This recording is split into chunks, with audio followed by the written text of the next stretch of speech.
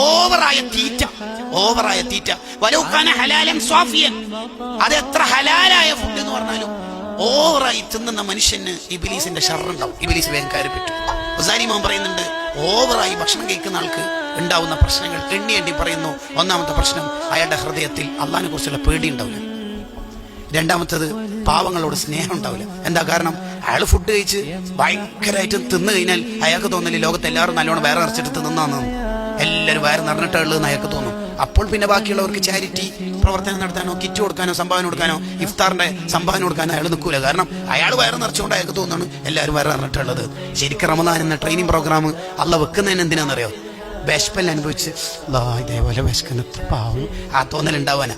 ഇയാൾ ഇഫ്താറിനും കടി ബാക്കിയുണ്ട് കായ്ക്ക് കൊടുക്കാണ്ട് പറയും, ഇപ്പൊ കാര്യമായിട്ടൊന്നും തിന്നുന്നില്ല, തറാവിക്ക് മുമ്പ് തിന്നാ ഒന്നും ആവില്ല, ഫുൾ തിന്നിട്ടാ പറയുന്നത്. 2 കടി ആകെ ബാക്കിയുണ്ടാവും, തറാവിക്ക് ശേഷം വെച്ചേ 4 കൊടുക്കൂല. ശരിക്കും നമ്മൾ സമൂഹ ഇഫ്താറിനൊക്കെ ഒന്നിച്ചിരിക്കുമ്പോൾ നമ്മളെ പ്ലേറ്റിൽ 2 സമൂസയും ഒരു മുട്ടവശിയും ഉണ്ടെങ്കിലേ ഇത് നമ്മൾ തിന്നാൽ ടോയ്ലറ്റിലേക്കും അപ്പുറത്താക്കി കൊടുത്താൽ മീസാന്റെ തട്ടിലേക്കും വന്ന് ചിന്തിച്ചാൽ തീരാവുന്ന പ്രശ്നമേ ഉള്ളത്.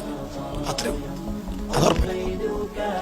ഓവറായിട്ട് തിന്നുന്ന ആൾക്കുള്ള മൂന്നാമത്തെ പ്രശ്നം, അയാൾ ആരോട് വയലു പറഞ്ഞാലും ഒരു മനുഷ്യന്റെ ഹൃദയത്തിൽ ആ വയലു തട്ടൂല.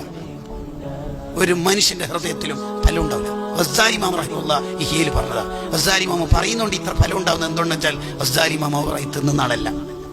അതാണ് നാലാമത്തെ പ്രശ്നം. ആര് വയലു പറഞ്ഞാലും, എത്ര നല്ല പ്രഭാഷകൻ വയലു പറഞ്ഞാലും അയാളെ ഹൃദയത്തിൽ കയറില്ല. ഓവറായി തിന്നുന്ന കൽബിൽ വയലു കയറില്ല. പണ്ടൊക്കെ വയലൊക്കെ വെക്കുമ്പോ കരച്ചിലൊക്കെ വരാറുണ്ട്.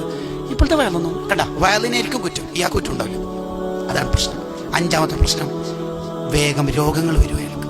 6ാമത്തെ പ്രശ്നം, ഇബാദത്തിന് ഭയങ്കര മടിയായിരിക്കും. ഇഫ്താറുകൾ ജാഗ്രത പുലർത്തും. ഇഫ്താറുകൾ ഷെഹ്റാൻ ഇമാമിന്റെ വാക്കിനെ വീണ്ടും ഉദ്ധരിക്കുന്നു. അത്താഴ സമയത്തും ഇഫ്താറിന്റെ നേരത്തും വയറ് നിറച്ച് വിഭവങ്ങൾ കഴിക്കുന്നവർ നോമ്പോക്കാത്തവന്